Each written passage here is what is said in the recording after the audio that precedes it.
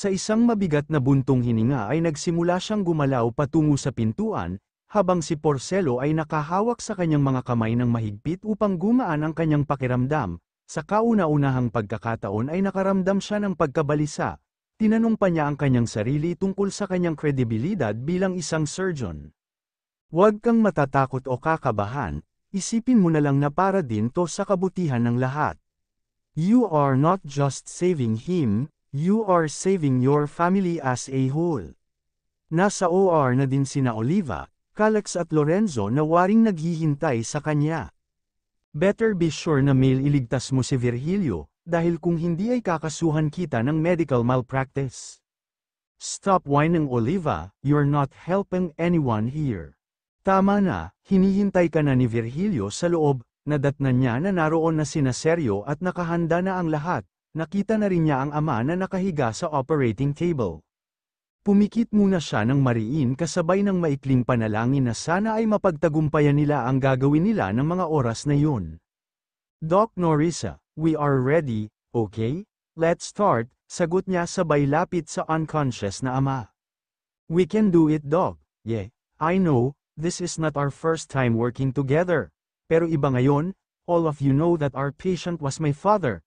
And we barely talked about it, just last night, and at this very moment, I am hoping for all your support and cooperation. Sa isang iglap pa ay nagawa na niyang hiwain ang dibdib ng ama at tumambad sa kanya ang puso nito. It is her chance to start the surgery. Kaagad niyang hinanap ang damaged valve nito para mapalitan ng prosthetic at tahiin. Nanginginig pa ang mga kamay niya habang nakatitig sa puso ng ama. Doc, we're losing him, tarantang sambit ni Marie nang biglang mag-flatline si Virgilio at lahat ng yun ay kitang-kita ni Oliva mula sa labas. Calix, ang dad mo? No, hindi siya pwedeng mamatay, sigaw ni Calix sabay pasok sa loob ng OR. You are not allowed here, get out, malakas na utos ni Norisa nang makitang humahangos papasok ang binata, kitang-kita ng dalaga ang tuluyang pagtigil ng paghinga ng ama nang lingunin niya ito. No, this can't be happening, Virgilio, gumising ka dyan, Norisa, ibalik mo sakin si Virgilio, Calix, anak, do something. E-revive mo si Dad, tarantang sigaw ni Calix ngunit huli na, kitang-kita nito na hindi na gumagalaw ang ama. Norisa, please don't do this to him, ama mo pa rin siya. Kung kaya mong iligtas ang ibang tao, bakit di mo magawa yan sa sarili mong ama? Patient Virgilio Villaluna has expired at 9 in the morning, bitapusin na ninyo yan. Sobrang lakas ng kabog ng dibdib niya habang papalabas ng pinto, tila lahat ng kalamnan niya ay nanginginig dahil sa nangyari. Langia ka, pinatay mo si Virgilio, mamamatay tao ka? Porcelo, ilayo mo muna rito si Norisa. Calix, tulungan mo akong pakalmeyan ang nanay mo. Pero Dad, dadalhin na siya sa mortuary maya-maya lang. Please tulungan mo na lang akong pakalmeyan ang mommy mo, baka pati siya ay atakihin rin sa puso. Wala na ring nagawa si Calix kundi sundin ang matanda, isang sulyap pa kay Virgilio habang tinatakpan ng puting tela ang nagawa niya bago daluhan ang ina na halos himatayin na. Virgilio, huwag mo kaming iiwan, please kumalma ka Oliva, makakasama sayo ang ginagawa mo. Papaano ako kakalma? Patay na si Virgilio, wala na siya. We both know na maliit ang chance niya na makaligtas. Norisa did her best to save her father. Hindi, sinadya niya yun, hindi niya iniligtas si Virgilio dahil galit siya sa ama niya. Nakita mo ba kanina? Ni hindi man lang siya gumawa ng paraan para e-revive ang tatay niya. Ni hindi niya inilaban si Virgilio. Totoo ang sinabi ni Mommy, Tito Lorenzo. She could have done something, but she chose not to. It was his choice. His choice, it was Virgilio's choice, kinausap niya ako kahapon, hindi ba? He told me that once his heart stopped, Norisa must let him go. That's unfair, Lorenzo. Doktor si Norisa, alam niya na kung gugustuhin niyang iligtas ang ama niya ay magagawa niya. Pero umuo din siya kaagad dahil galit siya kay Virgilio, di ba? Walang kinalaman si Norisa dyan, ang tatay niya ang humiling. Calix, can I owe you something? Please prepare for his funeral. Gusto ni Virgilio na iburol panandalian sa bahay ninyo. And Oliva, please bring me one of his beautiful suit. Hindi ko alam kung kaya ko siyang makita na nakakabaong, sagot ni Oliva na nanginginig pa. Kami na ang bahala sa katawan ni Virgilio, asikasuhin ninyo kung ano ang sinabi niyang dapat ninyong gawin, ganoon din sa akin, ayaw niyang patagilan ang burol, gusto niyang ipakremate agad, darating na din si Menandro para sunduin kayo. Tila wala sa sariling napatango na lang si Oliva, bagamat inaasahan na niya ang pagpanaw ni Virgilio, hindi pa rin niya maiwasang mabigla, ang akala niya ay makakaligtas ito sa kamay ni Norisa ngunit nagkamali siya. Ibinilin din ba sa'yo ni Virgilio ang tungkol sa mana? Mom, kamamatay lang ni Dad, saway ni Calix. Yes, Oliva, pagkatapos ng cremation ay babasahin ko na ang laman ng last will and testament niya. Good. Hindi rin maitago sa mukha nito ang pagkasabik sa mamanahin. Andito na ang sundo ninyo. Alis na din ako dahil may aasikasuhin pa ako. My deepest condolences, Oliva, at sa iyo din, Calix. Feeling better, yeah? Handa ka na ba sa susunod na mangyayari? May choice ba ako? Sorry sa pagtatanong, huwag kang mag-alala. Maybe you're right, mahaba-habang laban din ito. I know, Oliva, alam kong may gagawin na naman yung kababalaghan. Kaya mo yan, kakayanin. Baka umuwi din si Mom to attend his wake. Alam na ba niya? Yap, I told her everything. Siguro it's about time na harapin na rin niya ang tinakasa niya rito sa napakahabang panahon. Or should I say, it's about time to regain her throne. Kasama mo ako sa laban na haharapin mo, nandito lang kami ni Dad, palagi mo kaming maaasahan.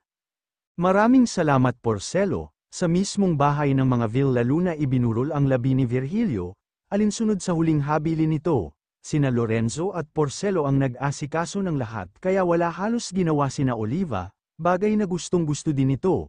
Kung ito nga ang masusunod ay mas gusto na niyang malaman kung ano ang nakalagay sa huling testamento ng yumaong kinakasama.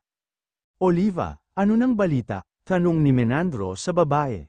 Anong Oliva ka dyan? Umayos ka nga Menandro, baka may makarinig sa'yo dyan, ma-question pa tayo. Alam mo naman na hindi pa kami secured ni Calix. Wala namang tao saka busy sila sa loob, nagpunta na ba dito yung mag-ina?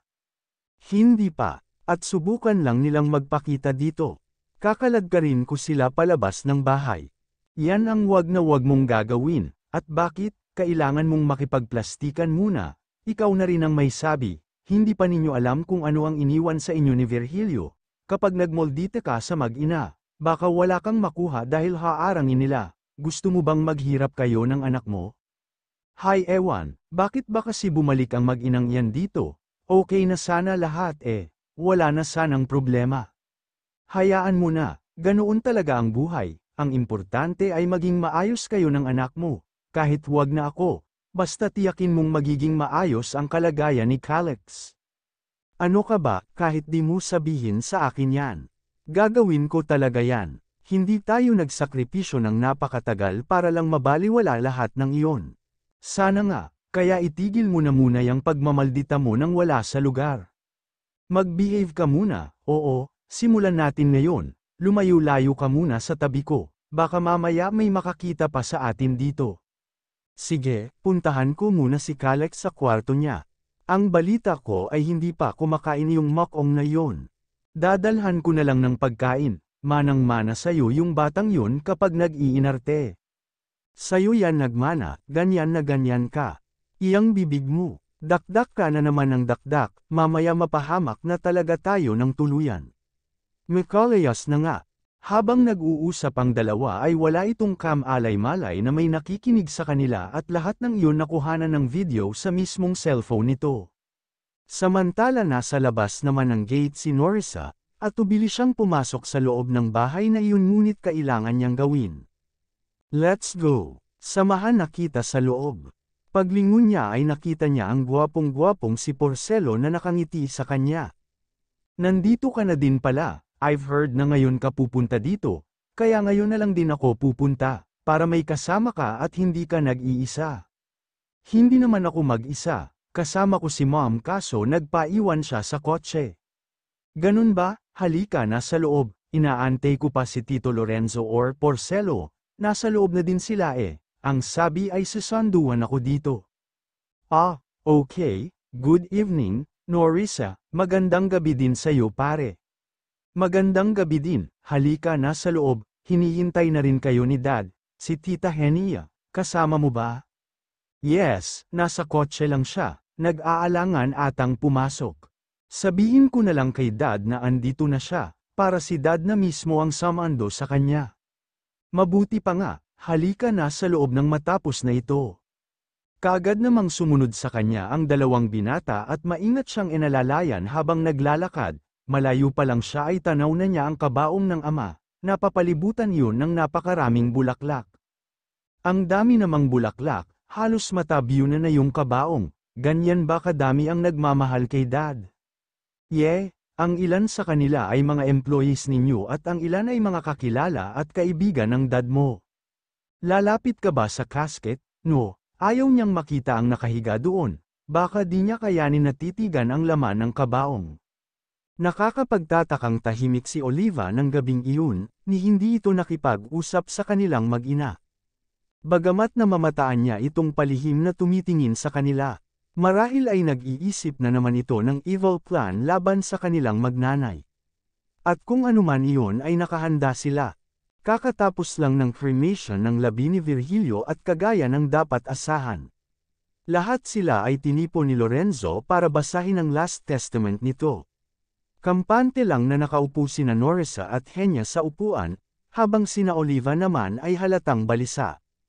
Tumahimik lang ang mga ito nang magsimula ng magbasa ni Lorenzo ng nilalaman ng testamento. Hindi na nakakagulat na mayroong minana sila Oliva, lalong-lalo na si Calix, ngunit ang hindi inaasahan ng lahat ay ang huling habili ni Virgilio kung saan ipinagkakatiwala nito ang ospital kay Norisa at kay Calix. What? Hindi ba dapat kay Calix lang niya ipinamana ang ospital? Solong anak na lalaki si Calix. Isa pa sooner or later ay magiging isang ganap na doktor na din ang anak ko. Bakit kailangang kasama pa si Norisa sa mamamahala? Kaka-rating lang yan dito. Madam, yan ang kagustuhan ni Virgilio at wala na tayong magagawa. Isa pa, magkapatid silang dalawa. Kaya hindi na nakakagulat na sa kanilang dalawa ipamana ang ospital. No, hindi ako papayag, nakausap ko si Director Chan noong isang araw. Magkakaroon daw ng botohan para sa susunod na presidente ng ospital, at wala kayong magagawa kundi sundin yun, dahil ako ang napili nilang pumalit kay Virgilio at hindi ang babaeng yan. Nagkatinginan na lamang sila ni Lorenzo dahil sa ginawa ni Oliva, ipinakita na kasi nito kung gaano ito kaganid sa kapangyarihan at kayamanan. Are you sure, Oliva? Of course yes. Kahit iyan pa ang sinasabi ng testamento ni Virgilio, wala ring halaga yan. Dahil ang mga tao sa likod ng ospital ang pumili sa akin. We all know kung gaano sila kahalaga dahil kung wala sila, hindi magiging matatag ang VMC. Kapag hindi sila nasunod, baka ang ilan sa kanila ay mag-pull out ng shares. Alam na alam nila na kapag si Norisa ang namuno ay mauuwi sa wala ang lahat ng pinaghirapan nila sa VMC. Hindi yan pwede, Oliva, kung ano ang laman ng testamento, yun ang masusunod. Bakit kailangan mong panghimasukan ang mga bagay na dapat wala ka ng pakialam? Aren't you happy sa mga nakuha mo at pati ang ospital ay pakikialaman mo? Well, sorry Lorenzo, majority wins, kaya kung ako sa inyo ay ihahanda ko na ang sarili, dahil sa oras na ako na ang itinalagang presidente ng ospital ay tinitiyak ko sa inyong tapos na ang pagkakabayani mo Norisa, and you have no choice kundi lumayas dito. Alumpiit sina Calix at Menandro habang nakaupo sa harapan ni Norisa, tanghali na noon at kinailangan nilang makipagkita sa dalaga kaya kinatagpo nila ito sa isang coffee shop na malapit lang sa VMC. What's wrong with you guys? Kayo ang nag-aya na magkape tayo, tapos para kayong bibitayin dyan. Bakit? May pinabibigay kasi si Mommy, hindi niya maasikaso ngayon kaya kami na ang nagbigay. Natatakot kasi si Mang Menandro na kausapin ka ng mag-isa kaya sinamahan ko na siya. Pinabibigay. Ano yun? Heto simpleng sagot ni Calix sabay abot ng puting envelope. Kaagad naman niyang binuksan ang envelope at bahagya pang napataas ang kilay niya nang mabasa ang nilalaman yun. Really, kakasuhan ako ni Oliva, for what? medical malpractice. Saan napunta utak ng nanay mo, Calix? Iyan lang ang pinapabigay ni Mommy, kung ano man yan ay wala kaming alam dyan. Salamat sa pagpapaunlak mo sa imbitasyon namin, mauna na kami. Well, naisip ko lang kasi na sayang naman yang in-order ninyo kung hindi ninyo iinumin. Andito lang din naman na tayo. Bakit hindi na ninyo yan inumin at pagkatapos saka kayo umalis? Bahagya pa siyang napangiti nang umupo ulit ang dalawa at nilagok ang inumin nito. Pagkatapos nito, alis na kami, may pupuntahan pa kas ako. Okay, napaka-hardworking mo talaga Mang Menandro, believe na ako sayo. And I'm sorry nga pala doon sa nangyari dati. Pabayaan mo na yun, may mali din ako. I'm done, kailangan ko na ring bumalik sa ospital. Bye. Norisa, hindi na niya pinigilan pa ang dalawa dahil parang susunugin ang mga ito ng bahay kapag kaharap siya. Isang higop pa ng kape bago siya tumayo mula sa kinauupuan at ninitian ang isang lalaki sa gilid niya. Kininditan niya ito nang magtama ang kanilang mata bago siya naglakad papalabas ng coffee shop. Bago siya tumawid sa kalsada ay bahagya niya pang nilingon ang loob ng coffee shop. Napangiti pa siya nang makitang nililinas na ang table na kanina lamang ay ginamit nilang tatlo. Hello Tito Lorenzo, may ikokonsulta sana ako sayo. Are you free today? Maya pang gabi, busy ako ngayong maghapon eh. Importante ba yan? Tungkol saan o kanino? Yeah, just got letter from Oliva. Hi, yung babaeng yun. Ano ang susunod nating plano? Sometimes, we have to play the role of a fool to fool the fool who thinks they are fooling you. Makiride na lang muna tayo as of now. Kapag may solid evidences na tayo against her, saka na tayo aatake. I guess you're right Tito. We have to outsmart her to win this game. Masyadong tuso si Oliva and I think kailangan nating mas maging maingat sa mga kilos natin. Don't worry Norisa, hindi kita pababayaan. Sa ngayon mag-focus muna tayo sa mas importanteng bagay. I've heard ginagapang din ni Oliva at Director Chan ang ibang board members. Gusto na nilang maupo si Oliva as soon as possible. Atet na atet talaga siyang mahawakan ng VMC, to think na nakadispalko na siya ng pera and here she is. Balak pang angkinin ang lahat ng pinaghirapan ni Dad. Hindi yun mangyayari, dapat lang Tito Lorenzo, she doesn't deserve any of it. By the way, may pupuntahan din pala ako after this, see you later Tito. Bye, muli niyang nilingon ang loob ng coffee shop at muling nagtama ang mga paningin nila ng lalaki, bahagya niya itong tinanguan bago siya nagpatuloy sa paglalakad papalayo roon. Anong ginagawa ninyo? Malakas ang boses na tanong niya sa mga kalalakihan nang makita ang mga lalaking binabaklas ang mga signage na nagsasabi na nag-offer sila ng libreng gamutan sa mga kapuspalad. Sorry po ma'am pero pinapatanggal po ng may kanya. May kanya? Sinong may kanya ang tinutukoy mo? Ako? Malakas na sigaw ni Oliva mula sa likuran niya.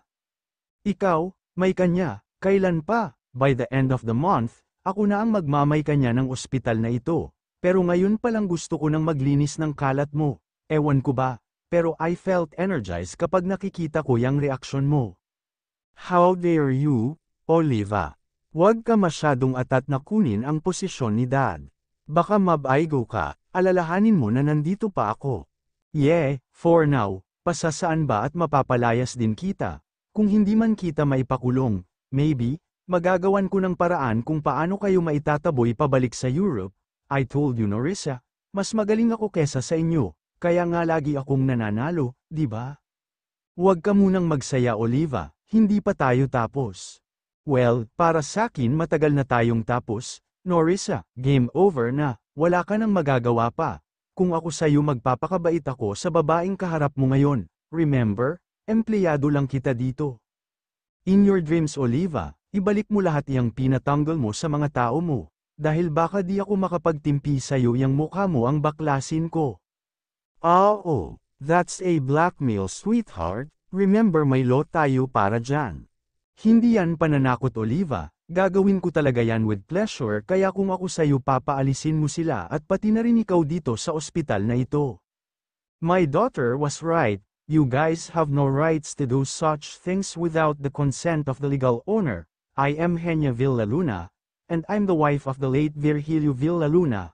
I can show you proof if you'd ask. What you are doing there was illegal, at kapag hindi kayo huminto, I will call my lawyer to sue every one of you with trespassing of private property lang ni Henya. Mom, hi baby, don't worry, mommy's here, and you Oliva, will you please educate yourself na tumuntong sa kung saan ka nararapat, as far as I'm concerned. Virgilio and I was never annulled, we are married until now, stop acting like a wife, you good-for-nothing woman.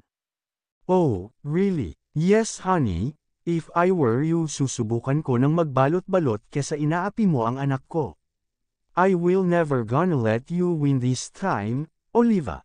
I swear to God. Let's go Norisa, we have to discuss something in private. I hope my mother has made it clear. Stop what you guys are doing. Huwag kayong nakikinig sa kanya. Luka-luka yan, haha, antag niya sa mga tauhan ni Oliva na parehas mga natigilan. Dahil sa sinabi ni Henya ay huminto na ang mga ito sa pagbaklas at ibinalik ang mga itinanggal nito. Samantalang naiwan naman si Oliva nagigil sa mag-ina. Kung sa akala nyo ay nanalo na kayo, dyan kayo nagkakamali. Pabulong na wika ni Oliva habang nakatitig sa mag-ina. Mom, what are you doing here? Your Tito Lorenzo told me what happened, kaya nagpunta ako rito. Pero mom, di ba dapat nagpapahinga ka muna? Norisa honey, I'm not gonna die just because I went here. I wanted to see you and I want to have a meeting with Director Chan. What's with him? Nalaman ko ang anomalya ni Oliva at ng anak niya. Binigyan ako ni Lorenzo ng go signal para makausap si Director Chan, may itatanong ako. At ano naman yun, wala naman kaming gaanong pag-uusapan, aside from Oliva at ng VMC, I'll do everything just to stop that woman. Oras na para ipakita sa kanya kung sino si Henya Villaluna. Mom, you know that woman, tuso ang babaeng yun, that's the reason kung bakit ayaw ko sanang ma-involve ka dito sa ospital, baka anong gawin niya sa'yo. That's not gonna happen, papakuluan ko siya sa sarili niyang niluluto, kaya ko ang sarili ko anak, no worries okay. Hi mommy, hahaha, ano ba, di mo ba nakita kung gaano ako ka-fierce kanina? Di ba napahiya siya sakin, no? Nakita mo ba yung mukha niya kanina? Ha ha ha ha, dahil doon ay pati siya ay natawa na rin ng malakas.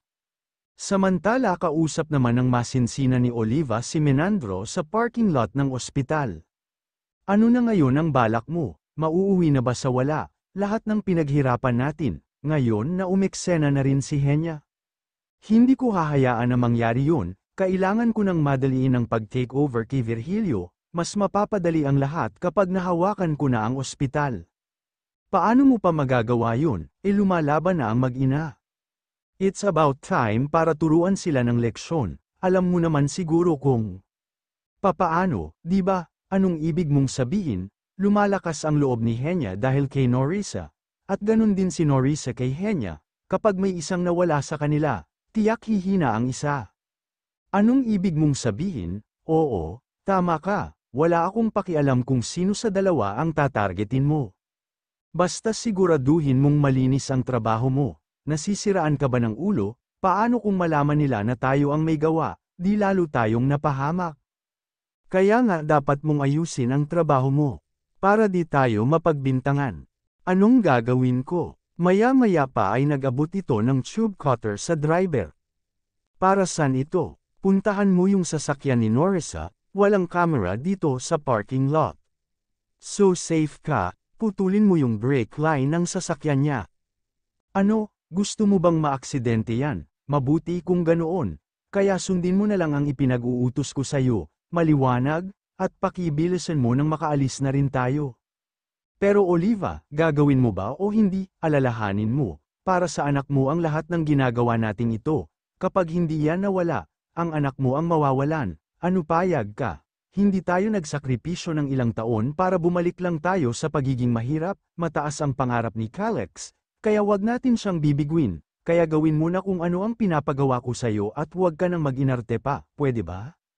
Labag man sa kalooban ngunit nagmistulang sunod sanyeran lang ang lalaki sa ipinag-uutos ni Oliva, wala itong nagawa kundi gawin ng isang bagay na maaaring magpahamak sa dalaga. Para sa anak na si Calex ay pikit mata niyang pinutol ang brake ng sasakyan ng dalaga at nang matapos ay kaagad itong bumalik kay Oliva.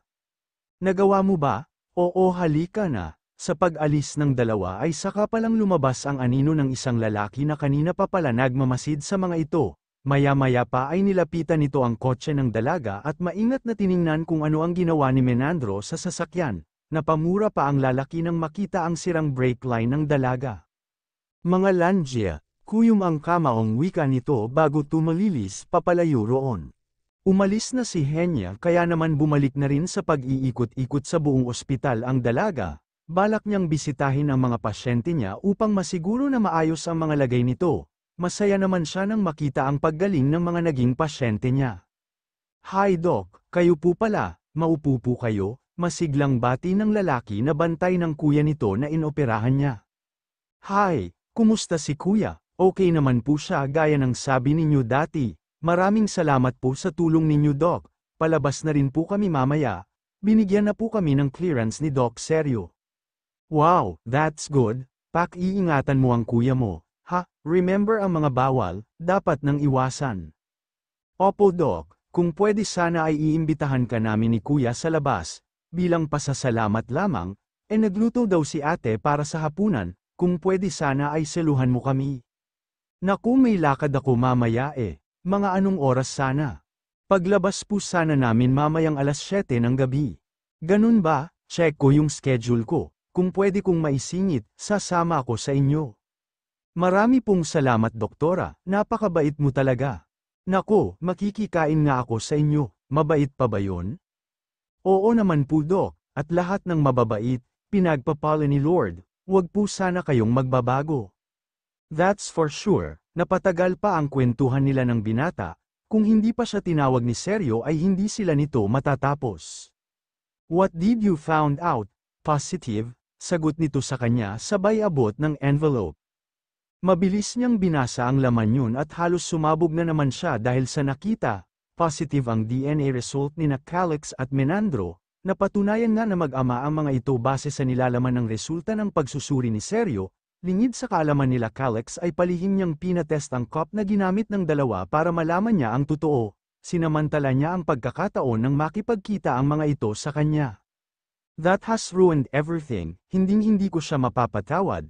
Ngayong nalaman na niya ang buong katotohanan ay mas lalo siyang nakaramdam ng pagkapuot kay Oliva. Sinira nito ang pamilya nila nang ipaako nito sa ama ang anak nito sa ibang lalaki. "Relax, calm down, okay? Masisira ang plano kung sisabog ka na ngayon pa lang. Kailangan mong kontrolin yang galit mo para magtagumpay ka sa mga binabalak ninyo. Huwag mong hayaan na mauwi sa wala ang sinimulan ninyo." Dahil sa sinabi ng binata ay pinilit niyang pakalmeyan ang sarili. Tama si Seryo, kailangan niyang pigilan ang sariling emosyon, lalo na ngayong may alas na sila laban kay Oliva, at sisiguraduhin niya na sa susunod na maghaharap sila nito ay dadalhin niya ito sa nararapat nitong kalagyan. "Gusto ko munang mapag-isa, Seryo, I need to breathe, akyat muna ako sa taas." Sumakay na siya ng elevator para mas mapadali siya sa pag-akyat at nang makarating doon ay sa kanya pinakawalan ang galit niya para kay Oliva. Malakas niyang sigaw sa kawalan habang nakakuyom ang kamao. "Humanda ka sakin, Oliva, dudurugin kita ng pinong-pino."